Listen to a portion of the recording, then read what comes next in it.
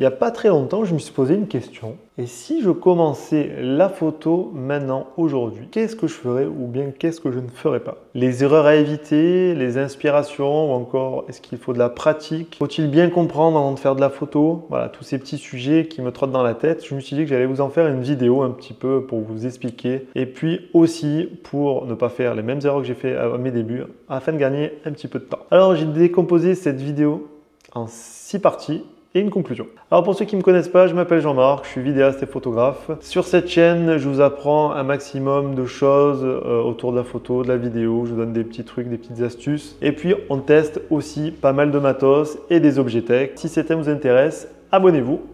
Et puis actionnez la petite cloche pour ne plus rien manquer des futures vidéos. Et puis, deux choses importantes, likez-moi la vidéo et mettez un petit commentaire, ça fait toujours plaisir et ça prouve que vous aimez mon contenu. Allez, maintenant on attaque. Point numéro 1, on va parler directement de la pratique.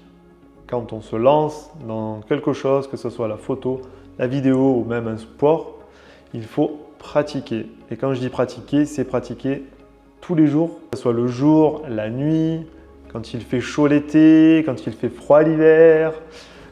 Quand on n'est pas très motivé, eh bien, il faut quand même se forcer, sortir et pratiquer un minimum, moi je dirais de 10 minutes par jour pour vraiment faire la différence en photo. Alors vous n'êtes pas obligé d'entrée de jeu d'acheter un appareil photo. Prenez votre téléphone, déjà entraînez-vous avec votre smartphone car maintenant tous les smartphones font des photos et des vidéos de très bonne qualité. Donc déjà, quotidiennement, vous vous fixez 10 minutes, je vais m'entraîner à faire des photos. Prenez votre smartphone, vous sortez de chez vous et vous allez pratiquer 10 minutes même autour de votre quartier, dans votre rue.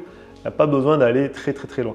Et puis une chose importante également, une fois que vous avez pris un petit peu l'habitude de sortir, de faire des photos, fixez-vous des buts. Par exemple, aujourd'hui, je vais m'entraîner à faire que de la street photo ou bien je vais faire que du paysage ou je vais essayer de faire un petit peu de portrait, de demander aux gens si je peux les prendre en photo. Et petit à petit, avec cette pratique et ces exercices que vous allez vous obliger à faire, vous allez progresser et ce d'une manière assez rapide. Point numéro 2, on va parler d'analyse photo. Quand je dis analyser une photo, c'est-à-dire on va prendre une photo, on va bien la regarder, on va regarder un petit peu comment elle a été composée, avec quelle lumière, est-ce que ça a été fait en extérieur avec le coucher du soleil ou plutôt avec le lever du soleil, à quel moment de la journée on essaye un peu de voir qu'il y a des lignes directrices sur la photo. On va regarder toute la composition de la photo pour essayer de la comprendre et de la lire au mieux afin d'essayer de s'en inspirer pour essayer de la refaire peut-être ou faire quelque chose qui ressemble à ce style de photo. Par exemple, si c'est un coucher de soleil, regardez bien un petit peu s'il y a des objets au premier plan, si c'est un paysage ou si c'est quelqu'un qui a été pris au coucher de soleil. Si c'est une personne, il faut vraiment analyser bien la photo pour après essayer de mieux la lire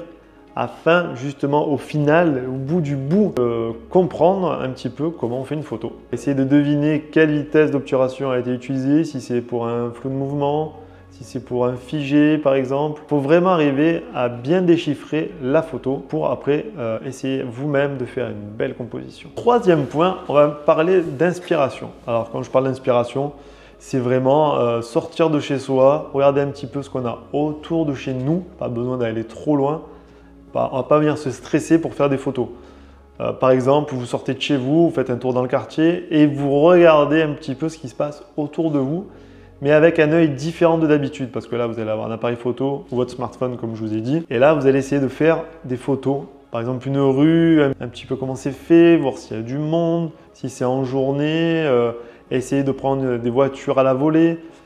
Essayez déjà de trouver de l'inspiration, des choses qui vous plaisent, que vous voulez prendre en photo. Et vous allez voir déjà, rien que dans votre quartier, vous allez trouver pas mal de choses à prendre en photo. Sortez, flânez dans votre quartier, vous allez voir, vous allez trouver beaucoup de choses à prendre en photo dont vous ne connaissiez même pas l'existence auparavant. Quatrième point, on va parler des erreurs. Alors, je vais vous parler de mes erreurs déjà en premier lieu. Une erreur que je faisais couramment, c'était des photos floues. Pourquoi mes photos sont floues et pourquoi la mise au point se fait sur un autre sujet que le sujet que je veux. Alors ça, au début, je faisais un carnage là-dessus.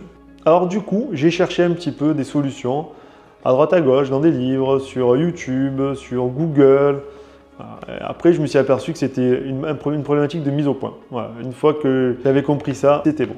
Des photos que j'adorais vouloir faire, mais que j'ai eu beaucoup de mal à faire, c'est des photos en pose longue. Je voulais faire défiler, je voulais faire des figés, j'y arrivais pas. La bonne volonté du monde, mais j'y arrivais pas. Il a fallu que je regarde des tutos, plusieurs tutos sur YouTube pour enfin comprendre la vitesse, le temps de pause et aussi qu'il fallait le plus clair du temps mettre mettre son appareil photo sur un trépied afin d'éviter les flous de bouger. Sinon, c'était un carnage. Et puis, une fois qu'on a un petit peu compris le fonctionnement de la pose longue, par exemple, tout va bien.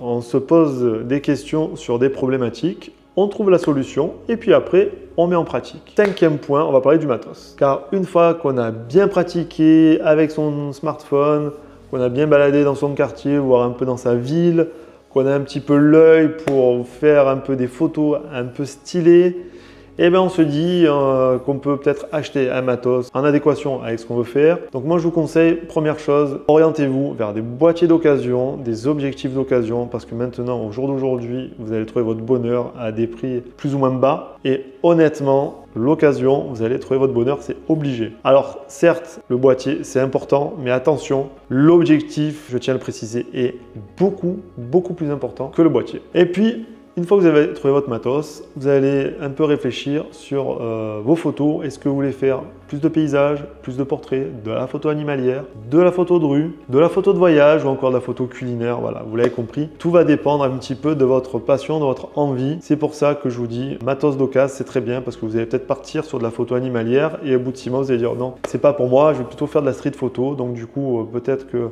le boîtier que vous avez acheté ou l'objectif n'est pas bon, vous allez investir dans un autre matos. C'est pour ça, l'occasion est très bien pour ça. Parce que c'est vrai qu'au début, on ne sait pas où on va. On pense savoir en disant tiens, je vais faire que du portrait, puis au final, on part sur du mariage ou on part sur de la photo de rue.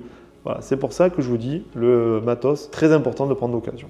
6e et dernier point, on va parler un petit peu de la collaboration. Alors, je vais parler de mon cas. Moi, par exemple, à mes débuts, j'ai commencé à faire des photos de mes amis, de mes proches, de gens à mon boulot qui voulaient faire des anniversaires ou des fiançailles ou d'autres qui se mariaient. Je proposais mes services en tant que photographe ou vidéaste, mais à titre gratuit, afin de voir un peu ce que je valais, de me mettre un petit peu devant le fait accompli, de me mettre un petit peu de stress pour justement devenir un meilleur photographe. Et puis également afin d'avoir un retour, un avis sur mes photos, sur mes vidéos. Et ça, c'est très important d'avoir un retour des gens, même si vous les connaissez. Ils vous disent oui, ils vous disent non, c'est bien, c'est pas bien. Et puis après, petit à petit, vous en venez à faire des collaborations payantes. Quand je dis collaboration, bien entendu, c'est faire des prestations en fait.